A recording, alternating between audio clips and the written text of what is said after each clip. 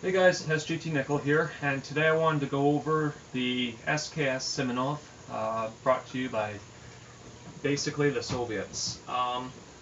The history of this firearm is, I'll just read it right here. So the history is, Siminov survived the SVT fiasco. Siminov would be a person, and he set out about designing the new carbine, but was abandoned when the German invasion took place in 1941. He returned to it when the Soviets captured their first MP-44s from the Germans and developed their own 7.62 short cartridge. Changing the design to suit the new cartridge, experimental models were in the hands of troops in combat in 1944. Modifications were made, and in 1946 mass production of the first Soviet weapon to fire the 7.62 by 39mm cartridge began. It was thereafter widely used or issued and also supplied to several communist bloc countries. Being copied in China, North Korea, East Germany, and Yugoslavia, it is estimated that perhaps 15 million have been made. So, there's quite a few of them. It's the reason I like the SKS is it's a cheap and cheerful gun. The ammo for what you're shooting isn't too expensive. You can get corrosive or non-corrosive rounds. I prefer non-corrosive because they're a little nicer on the gun.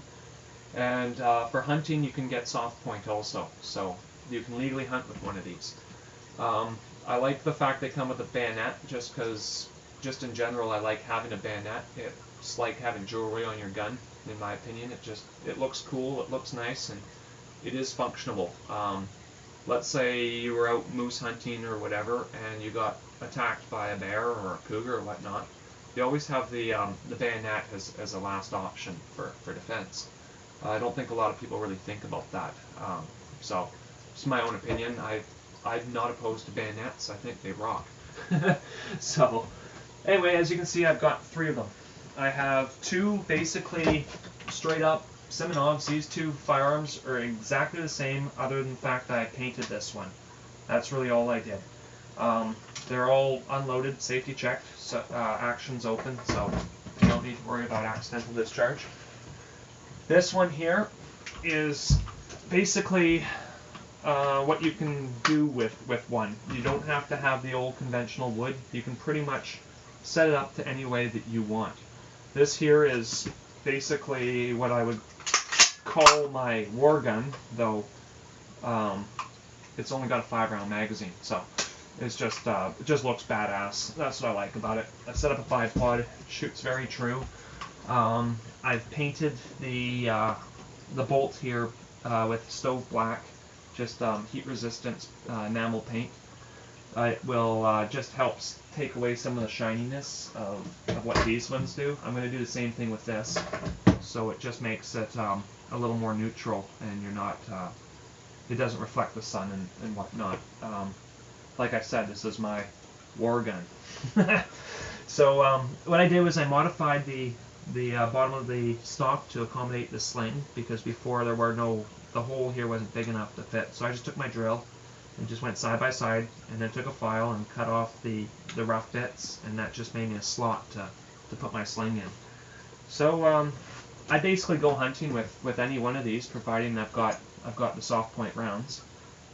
Otherwise they're just for target practice. I do lots of target practice. I shoot this guy at about 200 meters on a regular basis, and shoots very true. So, anyways, we're going to put this one back, stick it up on the wall, and we'll get this one out of the way too. We'll put it up on the wall. So, we're going to go into the basics of the operation of this. This is a pretty simple gun to take apart and put together. You don't need very many tools. So the first thing that you're going to want to do is you're going to want to take away the tension of your spring. So you drop out your magazine, you pull that forward, and you give it a dry fire. What that does is releases all tension on your hammer and spring, so when you take it apart, your bolt body does not fly off and hit you in the face or fly across the room. So when I lift this little lever up, that's all you need to do, is there's a lever here. In fact, I'll move a little bit closer because we're going to be getting into this. So here you go. So that lever comes up, you pull it that way, and then that slides off. Really simple. Next thing that comes out is your bolt spring. Now notice the twisty end, that's normal, that sits outside. Your straight end goes inside the bolt. So when you take it out, just take it out, put it down in order that you take apart and also in the direction. If you're new to guns, it's very important that you do that, otherwise you might get muddled up into how you put together and take apart your firearm. And if you want to do it fast, it's best just to keep it in order. Now this bolt will slide back and lift out. That's the bolt carrier. When you paint this up, what I recommend is you put tape all around this section here, so you don't paint that part. You're just painting the top. And the reason for that is that when you have these parts moving inside these rails, you don't want paint gumming it up. It's going to cause jams. So you want metal on metal with a very dry lubricant. Never use WD-40 on your guns unless you're only cleaning it. Then you get rid of the WD-40. WD-40 is not a lube. It is a water displacement. It's to push water out. It's a cleaner. It is not a lubricant. A lot of people mix that one up. They think WD-40 is going to lubricate things, and it does not. It lubricates them for a very short term. It dries up and actually gives you the reverse effect. It's no longer a lubricant, and it starts to create wear and tear. So you want to stay away from WD-40. You only use that as a cleaner if you're going to. I personally don't even recommend it. Don't even have it in your gun shop. There's way better material, way better things to use than WD-40. You can use bike oils and things like that. They're good. Bike oil is nice because they often add Teflon to them and they prevent rusting. So you just don't want too much oil in your gun, or you're going to have the blacking effect because oil burns when it's hot. So the main thing about this is your bolt. And what's important about this is that it's in good condition and not gummed up. There's a little free floating firing pin in here. I've been told you can get a spring, an upgrade for the bolt, which is a spring operated firing pin, so it's less likely to cause your slam fire, which I'm about to get into. I don't know if you can see this. I'm going to try. I'm sure the lighting's crap, but there's a little firing pin that moves up and down. There you go. And when you push it, it should want to just drop back. When it holds up like that, it can cause a slam fire, especially with some grit. So you want to make sure it's nicely got a lot of well, it's really clean and there's a little bit of lubricant in there, so it wants to just fall back. When you have it directly up, you should be able to basically hold it like that. It should just drop back automatically. And if it sticks a little bit, if you shake it and it drops, it's probably okay. But if you're a little worried, just put a little bit more drop of oil in there and just tap it a few times and you'll get that free flowing going again. Every time you shoot these guns, you want to make sure they're clean. Never ever shoot one when it's just been sitting on the wall for a month or longer, you know, because what happens is this thing's going to start to freeze in place, and then when you pull that bolt back and let it go, you can discharge all your rounds like a fully automatic firearm without your finger even on the trigger, which is a very dangerous malfunction. It's not cool. It is a malfunction. Your gun is not working. It's very dangerous. You should always have trigger control. Yeah. Another thing you want to make sure is this little hook thing. It's in decent condition. Your extractor, that's what the hook is. And you want to make sure there's some movement on it when you pull it and it snaps back into place. So the bolt, in my opinion, it looks decent. I would not shoot this though unless I put a little bit of drop of my lightweight oil in there. And then I'd go to the range and shoot it, just because you don't want a slam fire. That's really the last thing you ever want on one of these things. So yeah, with the slam fire, you can actually see videos where slam firing is happening with these SKSs, and that is really something that I can't urge more about cleaning these guns and keeping them clean, because and that goes for almost any semi-automatic fire too, but as far as the SKSs, they're pretty notorious for slam firing, so that's just one thing to keep in mind. Now the next part is you want to take away your piston section. This is the gas operated blowback part. There's a piston inside a cylinder, which when you fire shoots some gas up, pushing that cylinder back, which pushes onto a rod on another spring, which then hits your bolt, helping operate that back with your extraction of your casing, and that helps auto feed it. So it well, it's semi-automatic feeding. It's not really fully auto feeding, but it's the same concept. So anyways, this lever, you're going to clip it twice. There's a little snap thing on the side here, and one click really doesn't do much, and you click it one more time, you get it up, there's a little gate here that opens, and you can just lift this section out. This here is your piston, and as you can see, there's a rod that comes out. That is what helps push this bolt carrier back. And when you take it out, you just want to make sure it's nice and clean. This gun's actually very clean, so I'm not getting into the whole cleaning. That's sort of stupid simple. You just get your bore brush the right size, which is a 30 caliber, because it's basically a 30 caliber bore. So that's your special size you need to a bore brush and mop. So anyway, this is the gas tube. You'll want to clean out the inside of this with bore brush and all that, and make sure it doesn't have any carbon grit and gum up in there. Otherwise, your piston's not going to fly very well through there. The next thing is you want to make sure this is clean. If this is really rusty, you can take some steel wool and just clean it up. So we'll put that there. Now that the gas piston's out, it's not the last part. There's another piece inside here set on a spring. So what you want to do is you want to put your finger in front of it so it doesn't shoot out, and in this case it's going to take out my TV. So there we go, I caught it, and there it is. This here is another, basically it's just a bolt. It might be called something else, I don't know the name of it. It's irrelevant. It's as long as you know where it is, that's what counts. So we got those out. Just goes in, and then you push it, close the gate. So that's that. Now for your magazine, now this is Canada I'm talking about. In the States you probably don't have this, but we have a 5-round plug inside this magazine here. It's a little peg in here that only allows this thing to go down to hold 5 rounds instead of 10 that the firearm was originally made to hold. That's because of our excellent politics that we have here, who make really silly gun laws. That's what it is. We've got people who don't know anything about guns making laws about guns. It doesn't really make much sense to me. I really think that it should be the firearm community who makes up the laws for the guns as far as safety and making agreements, because politicians are batshit fucking crazy. But anyway, we'll just, I'm going to leave it at that. So anyways, when we've got the that you cannot muck with. You just clean it out inside. You take this out, you're turning your SKS into a prohibited firearm here in Canada. And I just don't recommend doing it, because when people do that with these firearms, they just make the firearm look bad, and it goes against the firearm. It doesn't go against the individual who it should be.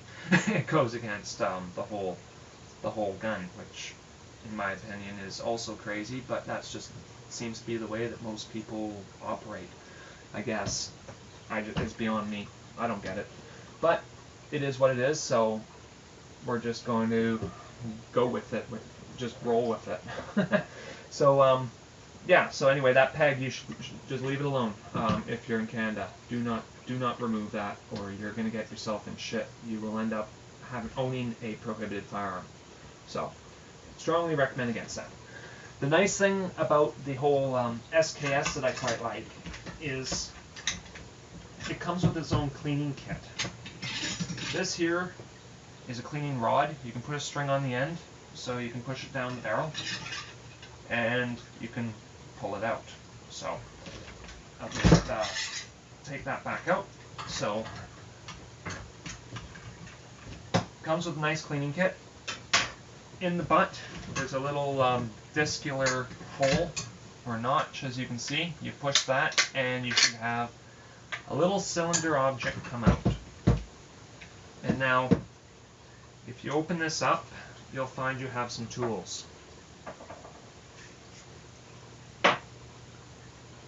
You got yourself a punch. That's for knocking out certain tools. You can actually take this firearm off the wood stock. If you want to do that, I'm not going to do it because it's kind of tricky. You'll often scratch up the wood. And it's not that necessary unless you actually end up with rusting happening. Let's say you went out on a rainy day, your gun got absolutely soaked. Or you dropped your gun in the ocean. That'd be a good time to take it off the stock and clean it good. Make sure that it's not rusting from underneath. But generally speaking, you often don't need to do that. It'll come with a bore brush, and it comes with basically a punch. That's if you get something lodged in your barrel, you can knock it out with that. Let's say you have a weak ignition in your cartridge, and it doesn't push the bullet all the way out. You get a lodged bullet. That's very rare.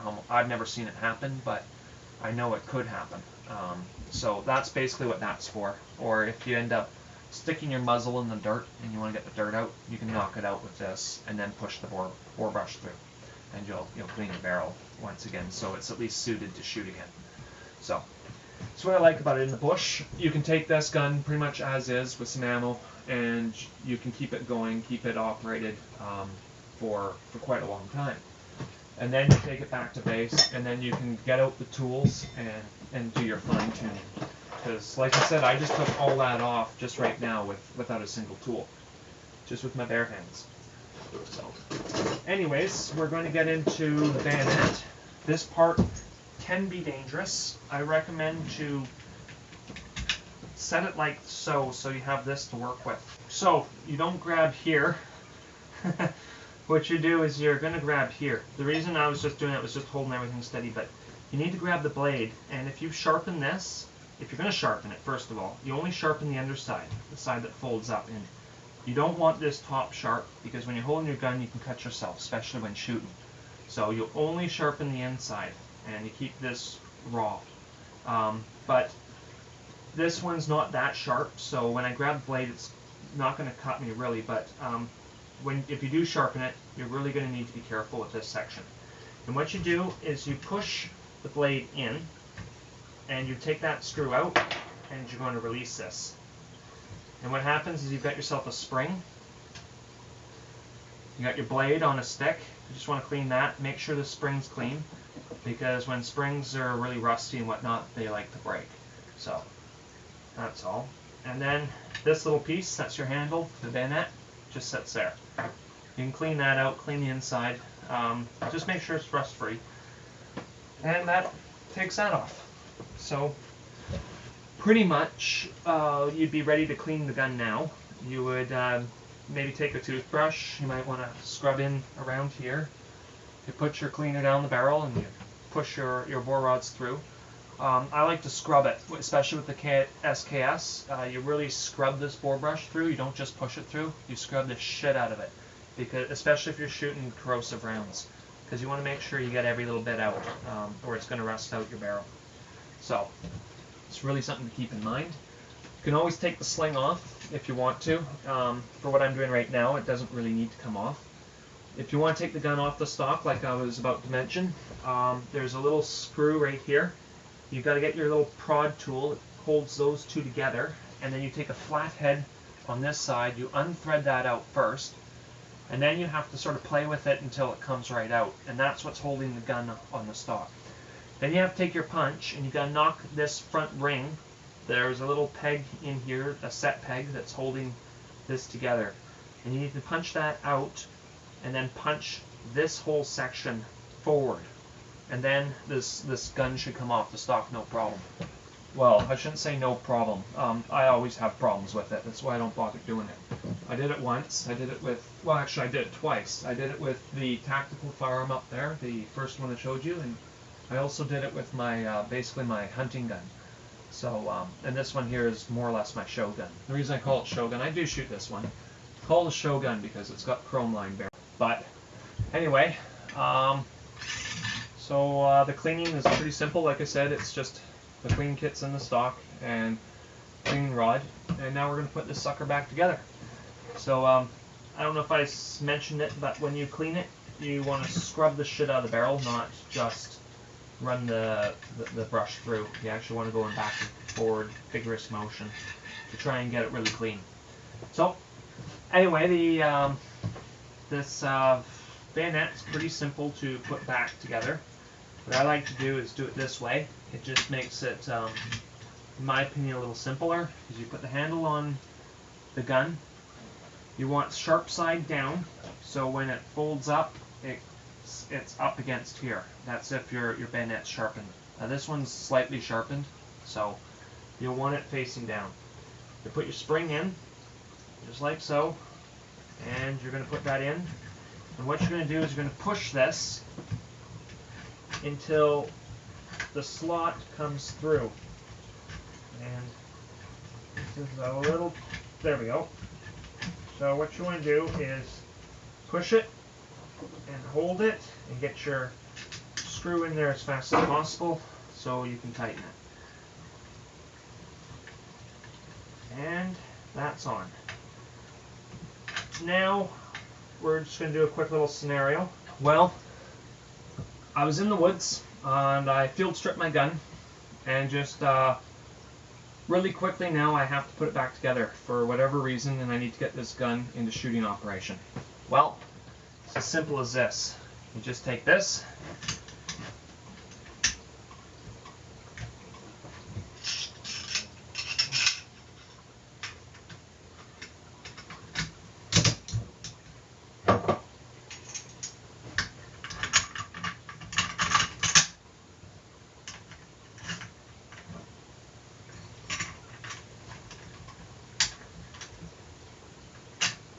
there. You're ready to shoot, and it's done. So, as you see, it's pretty fast. No tools needed to do the field stripping and cleaning. So, pretty much all I've got to say about this firearm is it's probably for the bang for your buck. It's one of my favorites. It's as far as what it costs to buy one and keep it going, I think it's pretty awesome. There's a lot of myths about the SKS to where they think it's an AK, and it's not true. That's it's an SKS. It's on a completely different platform. Those behind me are paintball guns. They are not even AK-47s. They cannot be turned into AK-47s. They are just paintball guns. These two right here. So, but you can even see the difference of an AK vs. Siminov is on an AK-47. This would be the bolt. That's the safety. And SKS, as you can see, it's quite different. This is your safety here. That's on safe. Safety's off. So, there's a lot of civilian discrepancies with the SKS, and all it is just basically a carbine-assisted firearm. They're great for sport shooting, and they're just as effective for hunting. They're good up to, well, I'm sure they can go well easily over 200 meters, but at 200 meters I find them very accurate, and I gotta say, for the price you pay, they've got to be one of my favorite firearms. Well, last thing I wanted to show you is the loading and unloading of this firearm. So this here is a 7.62 by 39 cartridge. That's 7.62, and it's quite a small casing. Same thing that AK-47 shoots. These are basically NATO rounds, full metal jacket, and these are not hunting rounds. But just to show how it works, this magazine only holds 5, so I'm not going to get all 10 in there. There's a little catch here. There are 2 ways you can load this. There's the one way, which is just basically you just put 5 rounds in there, and that's it. It won't take any more than 5. I cannot put that last one in there. And even if I put 6 in the chamber, so if one's in there, I push down and I close it, it won't discharge. I've actually tested that, tried it out, and I could not get my gun to fire with 6 They can only hold 5, and that's because of Canadian laws. And the quick speed unload is you just pull that little lever on the side here, and I can dump all ammo into my hand. That's the fast unloading, and that's probably the slowest way to load your gun. Now I am going to show you the speed load. Once I put these back in. Now it only holds 5, so there's really no point in me putting all 10 in, but I'll just demonstrate.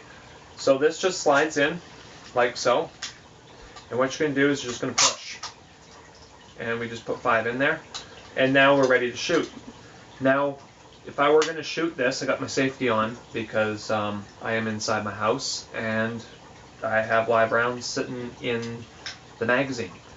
Now if I want to put one in the chamber, all I do is I pull this back and release, and now there's one in the chamber. If I release like that and let it slam forward, and I had the slam fire scenario that I was talking about, it could still go off. Now the safety is on.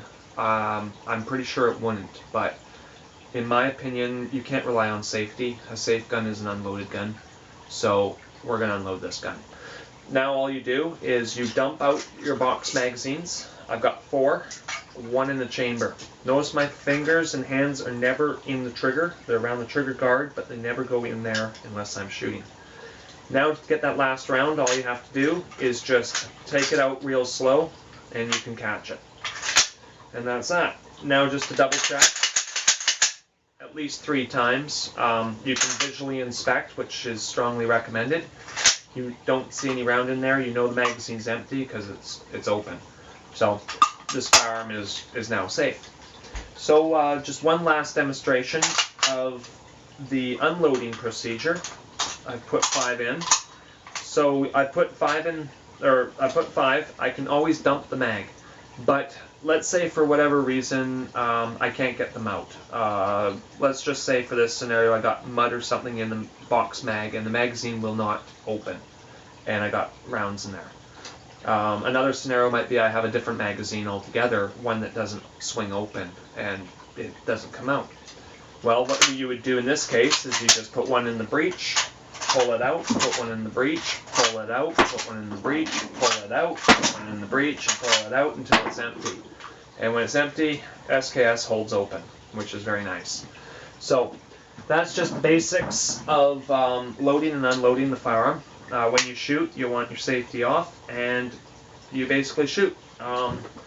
You'll want this butt not on your shoulder. I see too many people shooting like this. That's not the proper way to shoot.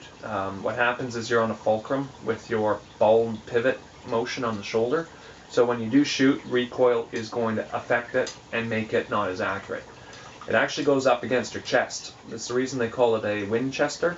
Ever heard of that one? Winchester, not shoulder breaker. So the butt, there's a little collarbone right here, and there's this nice little flat spot right here. This goes for females too. You just have to find that sweet spot, sort of a hollow point, and the butt goes right against that, and that's how you shoot. Then your cheek, right here, that goes on this, and then you look straight down the sights. And then when you take ready to take aim, I've got my round in there, simulating this firearm is empty. Now I'm ready to shoot, pretending there's a round in there. So my finger can go into the trigger guard at that point, and safety's off. I've taken aim. I've decided I see a deer I want to take out, and I'm right on target.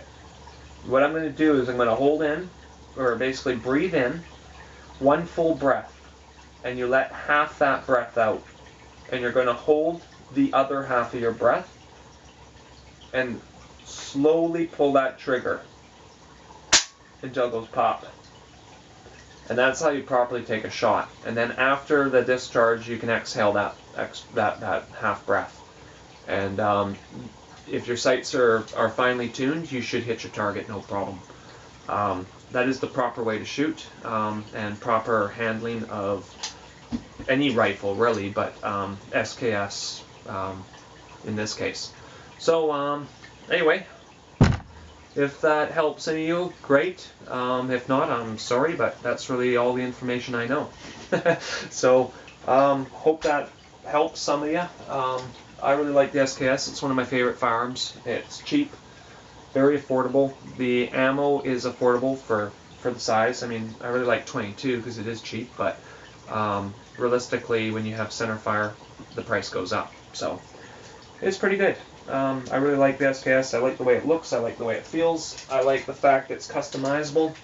It's really easy to work on, really simple to keep going and inspect.